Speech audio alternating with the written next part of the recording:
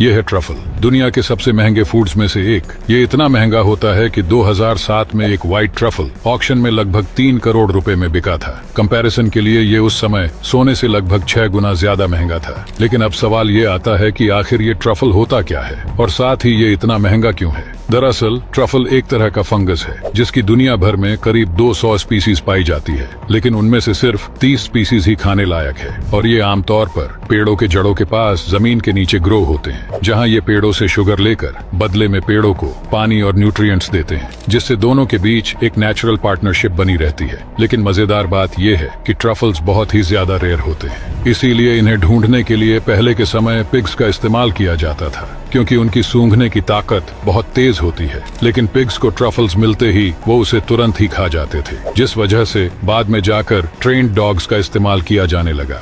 ये था दुनिया का सबसे बड़ा उड़ने वाला जीव। इसका विंग स्पैन लगभग 12 मीटर तक हो सकता था, यानी लगभग एक छोटे एयरप्लेन के बराबर। यह दानव डायनासोर के टाइम आसमान में उड़ता था। इसकी लंबी और बिना दांतों वाली चोंच थी और वैज्ञानिकों का मानना है कि यह छोटे जानवरों का शिकार करता था या गिद्ध की तरह स्कैवेंजिंग भी करता था। हैरानी की बात यह है कि यह 4 पैरों पर भी चल सकता था, जहाँ इसके शक्तिशाली विंग्ड फोरलिम्स जमीन पर सहारा देते थे, जबकि इसकी लंबी गर्दन शिकार पर सटीक वार करने में मदद करती थी। जमीन पर खड़े होने पर इसकी ऊंचाई लगभग 5 मीटर तक हो सकती थी, जो लगभग एक जिराफ के बराबर है, और इसका वजन करीब 200 से 250 किलोग्राम के बीच था। इतने विशाल आकार के बावजूद क्विट्ज़ालकोट्लुस काफी हल्का था, क्योंकि इसकी हड्डियां हॉलो थीं, जो इसे उड़ने में मदद करती थी। वैज्ञानिकों का मानना है कि यह जमीन से सीधे उड़ान भरने के लिए अपने चारों अंगों का इस्तेमाल करता था, जिससे यह अचानक हवा में उछलकर उड़ सकता था। सोचिए, अगर ये दानव आज भी जिंदा होता तो हम इंसानों का क्या होता।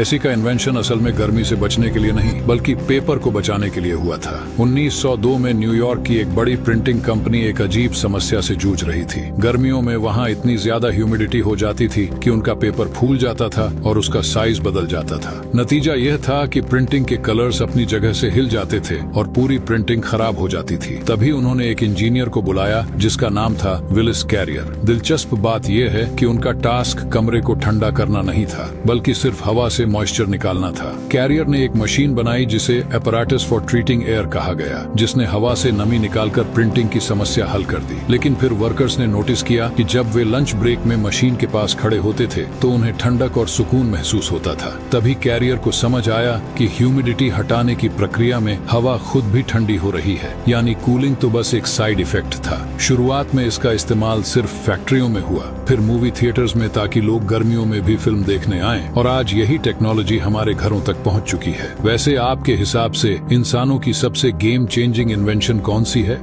अगर इस अंग्रेज को पता होता कि गंगा नदी उन सब नदियों से ज्यादा खतरनाक है जिनमें ये बेझिझक डुबकियां लगाता है, तो शायद ये कभी कानपुर आता ही नहीं। दरअसल ये वही इंसान है जो दुनिया की सबसे खतरनाक नदियों में कूदकर बड़े बड़े रिवर मॉन्स्टर्स पकड़ता है। लेकिन जिस गंगा में हम लोग डुबकी लगाकर खुद को पवित्र समझते हैं, उसमें ये पैर रखने से भी इनकार कर देता है। वह बताता है कि नदी के पास पहुँचते ही इतनी तेज बदबू आती है कि खड़ा रहना मुश्किल हो जाता है। जब पानी की जाँच की गई तो पता चला कि इसमें फीकल मैटर करीब 82,000 तक है, जबकि पीने के पानी में यह बिल्कुल 0 होना चाहिए, और बहते पानी में भी ज्यादा से ज्यादा लगभग 500 तक ही सुरक्षित माना जाता है। इसकी सबसे बड़ी वजह है शहरों का अनट्रीटेड सीवेज, फैक्ट्रियों का केमिकल वेस्ट और रोजाना टनों की मात्रा में बहाया जाने वाला कचरा, ऊपर से प्लास्टिक, पूजा सामग्री से नतीजा ये होता है कि नदी का पानी ऑक्सीजन खोने लगता है और बैक्टीरिया की मात्रा खतरनाक स्तर तक बढ़ जाती है। यही वजह है कि जो नदी कभी जीवन देती थी, वही आज कई जगहों पर इतनी प्रदूषित हो चुकी है कि बाहरी लोग इसे देखकर हैरान रह जाते हैं।